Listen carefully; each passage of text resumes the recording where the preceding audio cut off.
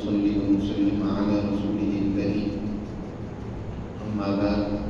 فأعوذ بالله من الشيطان الرجيم بسم الله الرحمن الرحيم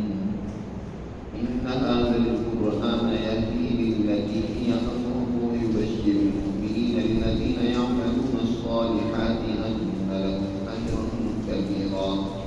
وأن الذين لا يؤمنون بالآخرة أعتدنا لهم عذابا أليما صدق الله العظيم.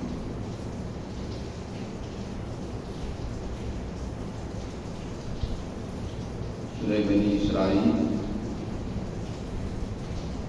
اس کی پہلے رکوع میں اللہ سبحانہ و تعالی نے بنی اسرائیل کے دو فسادوں کا تذکرہ کیا اور فرمایا کہ تم دنیا میں دو مرتبہ بہت بڑے فساد رچاؤ گے اور اس کی سزا تمہیں یقیناً ملے گی لتفسدن فی الارض وَلَتَعْلُنَّ عُلُوًّا كَبِيرًا، کہ تم دنیا کے اندر بہت بڑے فساد اور تباہی و بربادی، ظلم و زیادتی دو مرتبہ اختیار کرو اور تکبر و غرور کا ارتکاب کرو۔ جب پہلی مرتبہ تم نے اس کا ارتکاب کیا تو تمہیں سزا دینے کے لیے اللہ نے اپنے بندوں میں سے ایک بندے کو جو بڑا جابر ظالم و سخت مزاج پختہ نسل کی صورت میں اس کو تم پر مسلط کیا، جو 50 خلال الدیار تمہارے شہروں میں تمہاری عبادت گاہوں میں وہ گھسے اور انہوں نے تمہیں تہس و نحس کر دیا۔ یہ پختہ نسل کا دور ہے کہ اس نے ہیکل سلیمانی کو تباہ و برباد کیا، بنی اسرائیلیوں کو ہزاروں کی تعداد میں قتل کیا اور اتنوں ہی کے قریب انہوں نے قید کیا۔ پھر اللہ سبحانہ و تعالی نے پر مہربانی اور احسان کیا کہ دوبارہ سے یہ بنی اسرائیلی منظم ہوئے، لیکن پھر کچھ عرصہ بعد وہی سرکشی، وہی طغیان، وہی ظلم و فساد، اللہ کی تعلیمات کو نظر انداز کر دیا۔ پھر اللہ نے دوبارہ رومیوں کے اوپر مسلط کر کے ان کو سزا دی اور اس حوالے سے ایک قانون واضح طور پر متعین کر دیا اور فرما دیا کہ ان عدتم عدنا، کہ اب بھی تم پھر وہی غلط حرکت کرو گے، یعنی تکبر و غرور سے کام لو گے، فساد پیدا کرو گے، تو عدنا، ہم بھی تمہیں سزا دینے کے لیے وہی طریقہ اختیار کریں گے۔ چنانچہ نبی کریم صلی اللہ علیہ وسلم کے دور میں پھر بنی اسرائیل کے یہودیوں کو اپنی تعلیمات کے نظر انداز کرنے اور فساد فی الارض کی وجہ سے سزا ملی، انہوں نے جلا وطن ہونا پڑا اور اپنے ہاتھوں سے اپنی آبادیوں کو ویران اور تباہ و برباد کرنا پڑا۔ یہ قانون صرف بنی اسرائیل کے لیے خصوصیت سے نہیں ہے، یہ ہر قوم کے لیے کہ جو قوم بھی دنیا میں باوجود اس کے کہ ان کے پاس اعلیٰ تعلیمات ان پر عمل کرنے کی بجائے وہ تکبر و غرور میں مبتلا ہو جائیں، فساد فی الارض کا ارتکاب کریں، تو ان پر اللہ ظالم طاغوتی قوموں کو مسلط کر دیتے ہیں۔ مسلمانوں کے ساتھ بھی کچھ ایسا ہی ہوا۔ جب تک یہ اللہ کی تعلیمات پر کاربند رہے، عمل پیرا رہے، تو دنیا میں اللہ نے ان کو عزت و اقتدار سے نوازا،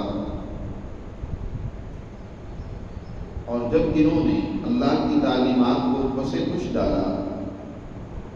غرور میں مبتلا ہو گئے، تکبر کرنے لگ پڑے، ظلم و زیادتی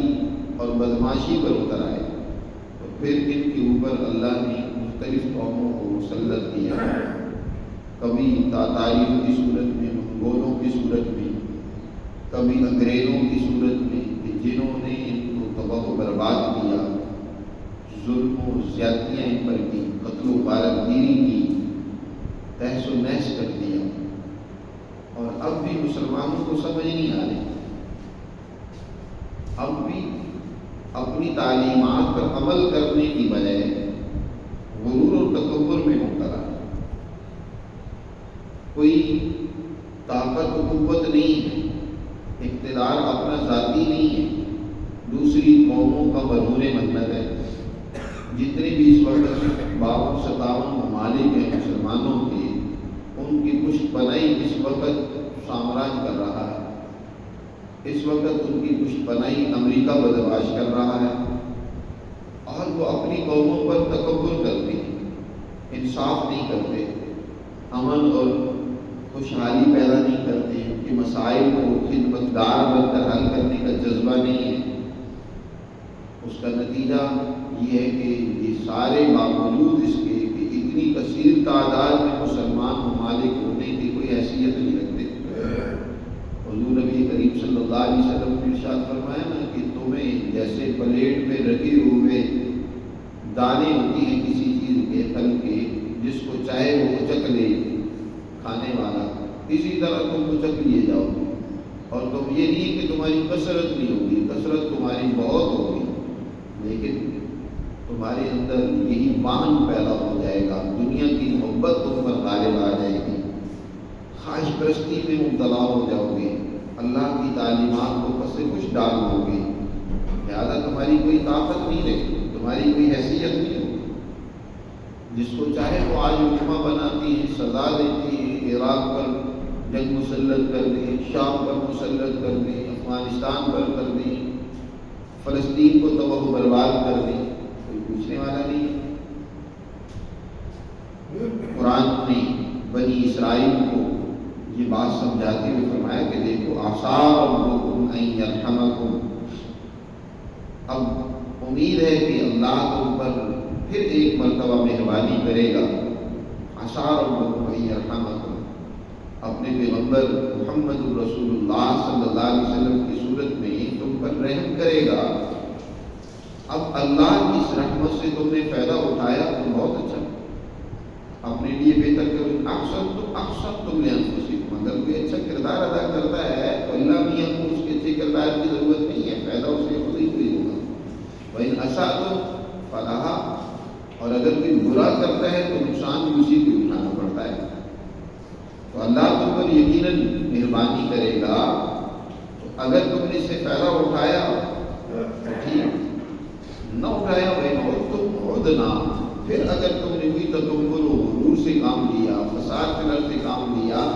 تو ہم تمہیں پھر سزا دیں گے۔ وَجَعَلْنَا جَهَنَّمَ لِلْكَافِرِينَ حَصِيرًا، اور یہ تو دنیا میں ہے اور آخرت میں جہنم تمہارا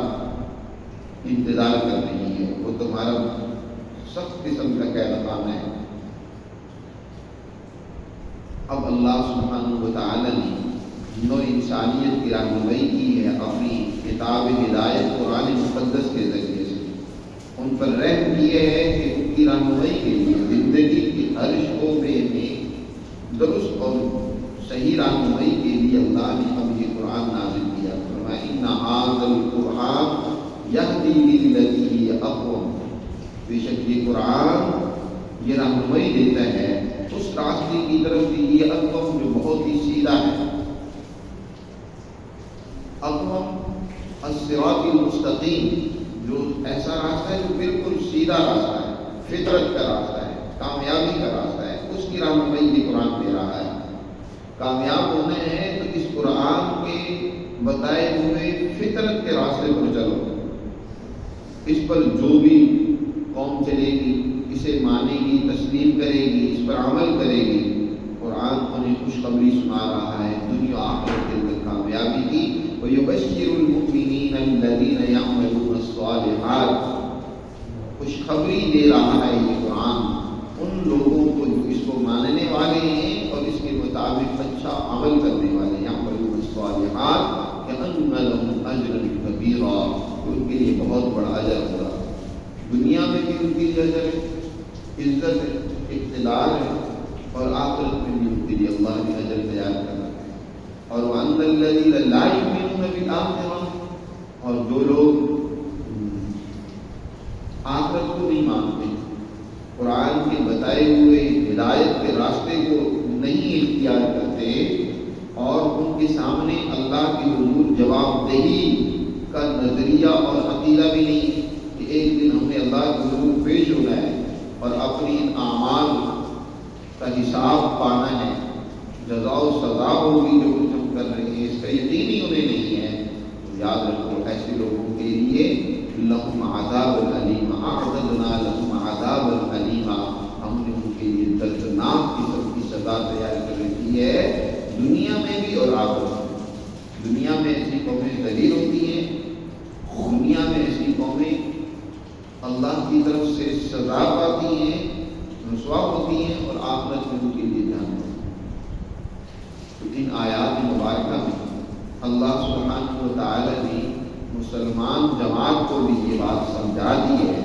کہ کامیابی چاہتے ہو تو اس قرآن مقدس کے بتائے ہوئے درست اور سیدھے راستے کو اپنانا ہوگا۔ اگر اس کو اپناؤ گے تو دنیا اور آخرت میں کامیابی، ورنہ تم میں بھی پہلی قوموں کی طرح دنیا آخرت میں سزا ہوگا۔ اللہ ہمیں سمجھ نصیب فرمائے اور قرآن مقدس کی تعلیمات پر عمل کی توفیق